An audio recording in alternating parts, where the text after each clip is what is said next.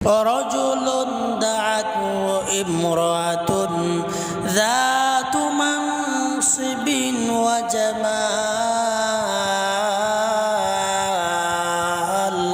فقال إني أخاف الله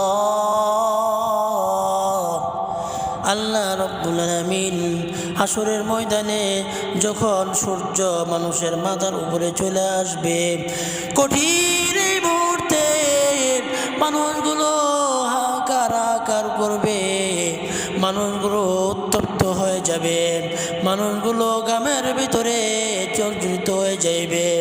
মানুষের এই কঠিন মুহূর্তে রব্বুল আলামিনের আরশ পাকের ছায়া ব্যতীত আর কোনো ছায়া ওই দিন থাকবে না। ওই দিন আল্লাহ রব্বুল আলামিন বিশেষ কিছু মানুষকে তার নিজস্ব জায়গায় এনে বিশেষ আসন গ্রহণ করার জন্য সুযোগ করে দিবেন। তাদের মধ্যে একজন এমন পুরুষ যাকে কোনো সুন্দরী নারী, যাকে কোনো বংশীয় নারী কুপ্রস্তাব দেয়। কুপ্রস্তাব পাওয়ার পরে এই কুপ্রস্তাবে সে রাজি না হয়ে সে এই কথা বলে, আমি তোমার কুপ্রস্তাবে রাজি নই, বরং আমি আমার রব, আমি আমার আল্লাহকে আমি ভয় করি। অতএব আমি আমার আল্লাহকে ভয় করে আমি এই কুপ্রস্তাব গ্রহণ করতে রাজি না, পাপ কাজে লিপ্ত হতে রাজি নয়। যেমনটা হয়েছিল ইউসুফ নবীর ব্যাপারে। ইউসুফ নবী সুন্দর নবী হওয়ার কারণে জুলাইখা সেও সুন্দরী নারী, মিশরের সবচেয়ে সুন্দরী নারী, যার প্রতি সকলে আকৃষ্ট।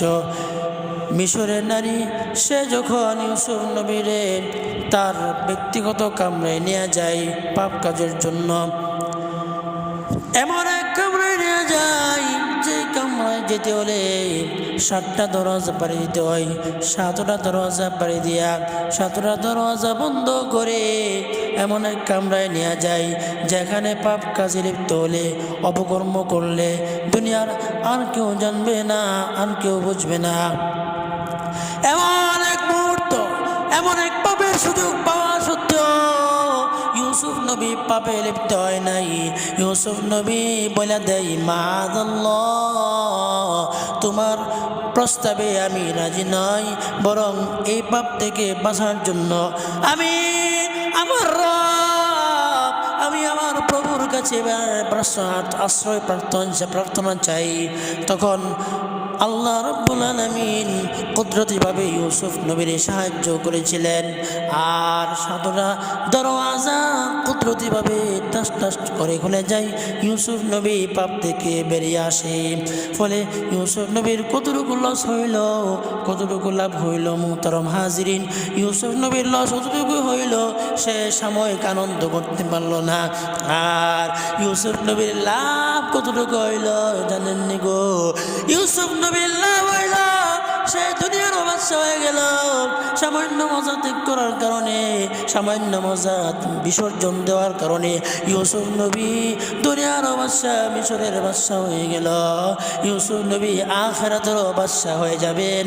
ইউসুফ নবীরও আল্লাহ রাব্বুল আলামিনের ওই হাসরের ময়দানের বিশেষ ছায়া তুলে আল্লাহ রাব্বুল আলামিন বিশেষ আসনে অলঙ্কৃত করবেন। ঠিক তেমনিভাবে আমরাও যদি পাপ কাজ করার সুযোগ সুবিধা থাকা সত্ত্বেও পাপ কাজ থেকে বিরত থাকতে পারি, তাহলে এই মর্যাদা প্রত্যেকটা উম্মত, প্রত্যেকটা মানুষ পাবে ইনশাআল্লাহ। আল্লাহ তাআলা এই মর্যাদা হাসিল করার তৌফিক দান করেন, সকল প্রকার পাপ থেকে বিরত থাকার তৌফিক দান করেন। পাপ কাজ থেকে বিরত থাকার, পাপ কাজ করার শক্তি সামর্থ্য, পাপ কাজ করার সুযোগ আছে, থাকবে, যত বেশি থাকবে পাপ কাজার সুযোগ, তত বেশি পাপ কাজ থেকে বেছে বেছে আল্লাহর নৈকট্য তত বেশি হাসিল করা সম্ভব হয়ে যাবে। এমনকি কেউ যদি পাপ কাজ সুযোগ থাকা সত্ত্বেও সে পাপ কাজ থেকে বিরত থাকে, সে তো ফেরেশতার চেয়েও দামি হয়ে যায়। কারণ ফেরেশতাদের তো পাপ কাজের সুযোগ নাই, আর মানুষকে আল্লাহ তাআলা পাপ কাজের সুযোগ দিয়ে রাখছে যাতে করে সে পাপ কাজ থেকে বেঁচে সে ফেরেশতার চেয়েও দামি হয়ে যেতে পারে। আল্লাহ রব্বুল আমিন প্রত্যেকটা মুমিন মুসলিম বান্দাকে যাতে ফেরেশতার চেয়েও দামি হয়ে কবরে যেতে পারি সেই তৌফিক এনায়েত ফরমান, সেই তৌফিক দান করেন, সেই তৌফিক নসিব করেন। আমিন। ওয়া আখিরু দাওয়ানা আনিল হামদুলিল্লাহি রাব্বিল আলামিন।